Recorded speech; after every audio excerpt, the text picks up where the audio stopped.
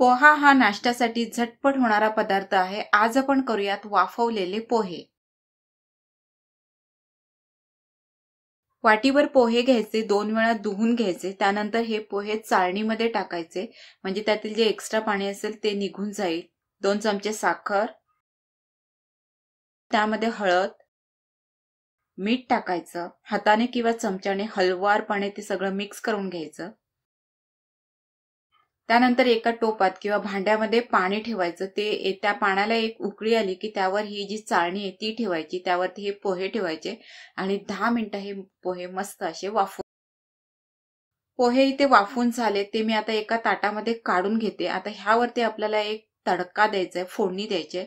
तर त्यासाठी कढईमध्ये तूप घ्यायचं, त्यात शेंगदाणे परतून घ्यायचे, त्यानंतर मोहरी, बडीशेप, कढीपत्ता, हिरवी मिरची हा तडका द्यायचा। त्या ताटातील पोह्यांवर चांगलं मिक्स करायचं।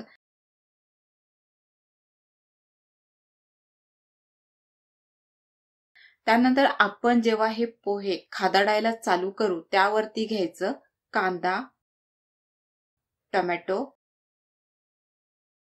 कोथिंबीर, बारीक शेव।